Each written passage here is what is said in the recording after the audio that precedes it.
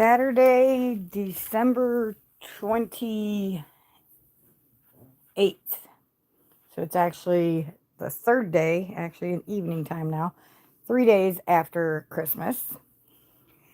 And we got so busy, and I had to make some another batch of dog food quick.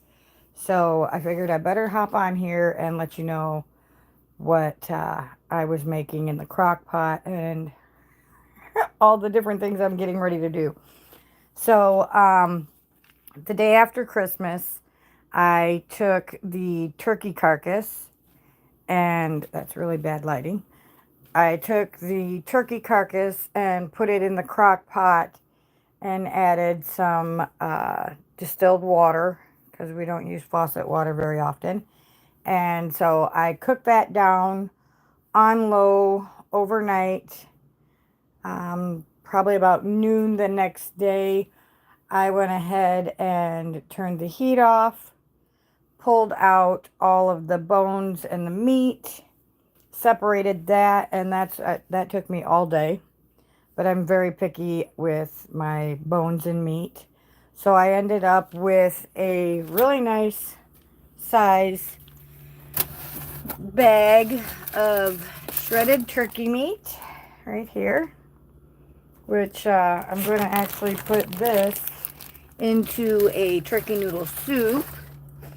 And then I crushed down all the bones, and there's some fat, skin, and a little bit of meat still in there. It cooked down really well, and so the bones were really fragile. So it took me a long time to get through it because the bones were so fragile they were breaking. So I really had to pan through it all and cipher through it. So now what I'm going to do, and then I took the juice, which is actually the turkey broth. I'll stick it up here where you can see it. And I put it in this bowl. Oh, it's not going to turn around. I wonder why. Okay, there you go. This is the turkey broth in a bowl, and I refrigerated it, and you can see right here where the fat has separated, rose up and separated. Yeah, you can see that. And underneath there is the gelatinous broth. Okay, so what I'll do probably in a little bit is I will scoop off all of the fat and keep the broth.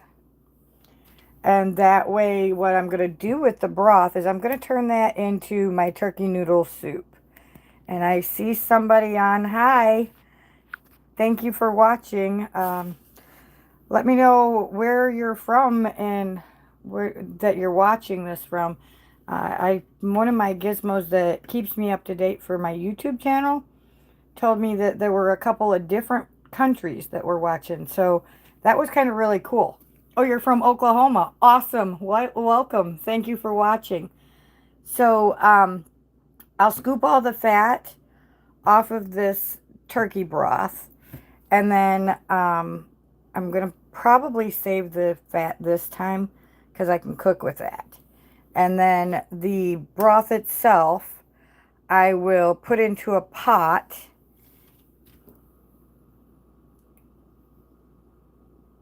Thank you. I'll put all of this broth into a pot. I picked up some fresh broccoli and some fresh carrots along with the celery. And I'll chop all of that up in the dicer. And I'll put that in there with the shredded turkey. And I'm going to cook that up. I'm going to add an onion, which I'll do a video letting you know all the things that I'm adding once I get it all prepped and ready. And so I'm going to cook all of that up, let it cook on low, probably in the crock pot overnight. The only thing I'm not going to add to it when it's cooking is I'm not going to add the noodles. I'll add the noodles separately. I'll cook up the noodles separately, and then when I'm ready to serve it, I'll put the soup over the noodles. And that's so that the noodles don't get all mushy and end up turning the soup into a mush. A lot of noodles will make your soup icky and mushy. Kind of, sort of, if you've ever made chicken and dumplings. If you leave the dumplings in too long, then it gets all mushy and yucky. So, that's what I'm going to do with the turkey broth. I'm hoping, because of how gelatinous it is and how thick it is, I'm hoping to only use half of that. And then I'm going to try and can the rest. Excuse me. And when I make the chicken soup without the noodles, then I can also have that. It's going to make a good enough batch that I can throw that over rice. So we could have turkey vegetable rice. We could have turkey vegetable soup. It just depends on what you want to put as your starchy substance. We use a lot of jasmine rice because it's healthier for you. And so that's what we use. Otherwise, I use noodles. I don't know if I have... Oh, this is the most recent brand we got. It's, this one we got from a different store. So, it's lime pasta. It's supposed to be some sort of an organic pasta. And Ben and I have talked about it. We're thinking that we might actually end up getting some zucchini and making zoodles. So we'll put the soup over zoodles instead of actual noodles to eliminate the starch. So that's kind of what I'm doing right now. I did get the dog food made and got that put together. I'm actually getting ready to put the second cube, if I can get the lid on it here. I'm going to get the second cube of dog food into the freezer and freeze that. There we go. So that way we have dog food for a couple of days. And, oh, and then I have the ham. That's the other thing I wanted to tell you guys about. In the very near future, I do have the ham hocks. This is the one from Christmas. And it still has a little bit of meat on it and a lot of fat on it. So, I'm going to be making a bean soup and a pea soup with the ham hock. But before I do that, I'm going to go ahead and use the same turkey carcass, the bones that were left over out of this broth. I'm going to go ahead and put them in a smaller crock pot, and I'm going to cook them for another 24 to 48 hours to make sure that I'm using all of the bone. So by the time I'm done with that, the bone is going to be pretty much mush. And I'll have to siphon it through a sieve. And I don't think I have it up here because I just put it away. But I'll have to put it through a sieve colander thingamajiggy. And that will be the bone broth. The first batch is your meat broth. So that's going to... The first batch that I just showed you is actually the turkey broth. And then the second batch will be the bone broth. And I'll use the bone broth for the next start of the dog's food. And then I'll do the same thing with the ham hock. The first time I cook it down, I'll use that as my ham broth. And then the second time I cook it down, it'll be the bone broth. And that'll be for the girls for their dog food. So that way they're getting some of the marrow as well. We're getting the marrow. We're getting all the nutrients out of it.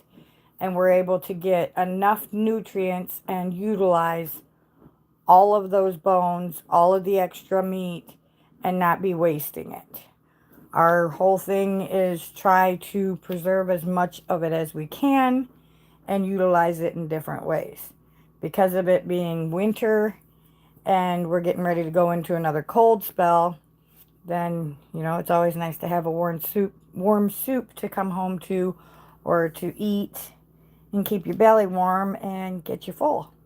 So that's basically what I'm going to be doing this like next couple of days.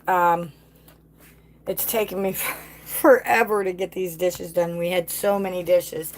So what I'll do is with the dishes, I've got them finally done.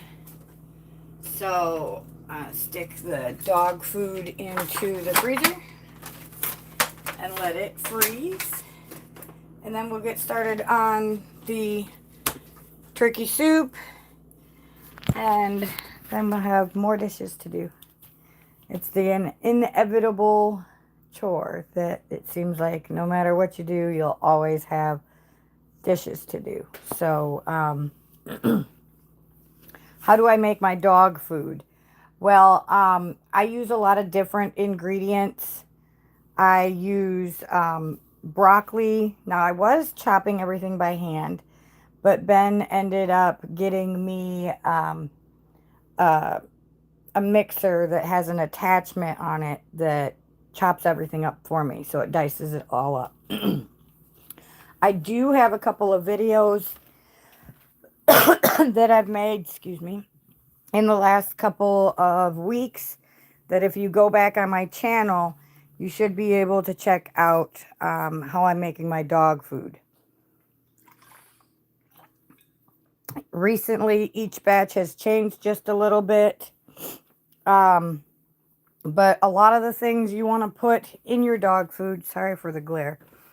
A lot of the things that you want to put in your dog food are things that I got from a commercial online somewhere from Chuck Norris. Any kind of animal organs. So whether it be chicken organs, beef organs, pork organs, pig organs, cow organs, lamb organs. You want to feed them the liver, the heart, the kidneys. I use chicken feet in all of the broth. I boil the bones with the chicken feet. That's going to give you a lot of the cartilage. And you really want the cartilage for the animals, at least the dogs anyways. And once you boil that, you're going to want to make sure that you let it cool so that all the fat rises to the top, because you don't want to give the fat to the dogs. The dogs have a reaction if you give them too much fat. But the meat, I chop up all of their meat. Like the last batch had kidney in it. This batch had part of the kidney and then had chicken liver in it. So you can put kidney, heart, liver, chicken feet. Just make sure you pull them out because the dogs cannot have bones. Once you make the bone broth for the dog food, you want to pull those bones out. Do not give your dogs bones after you've cooked them. It's very bad. They splinter and it will cause a lot of health issues, if not have them get lesions in their throat, their stomach, their digestive system. They could even choke on them. So it's really bad to give them cooked bones. I also put in there, I'm looking at the list, I put ginger, pumpkin, you can put kale, broccoli, spinach. The last batch I put flaxseed in, 2 tablespoons of flaxseed. This time I did not, only because I forgot. They can have salmon oil, sweet potatoes, eggs, carrots.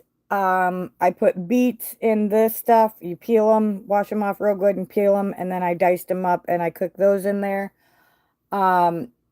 Bananas, eggs, artichoke. I don't know how to cook artichoke yet. I've never even tasted it. So that's one I have to still do some research on and learn how to do, because I know that humans can eat it. I've just nobody's ever served me artichoke. I've never had a chance to try it. So I'm looking forward to trying it anyways.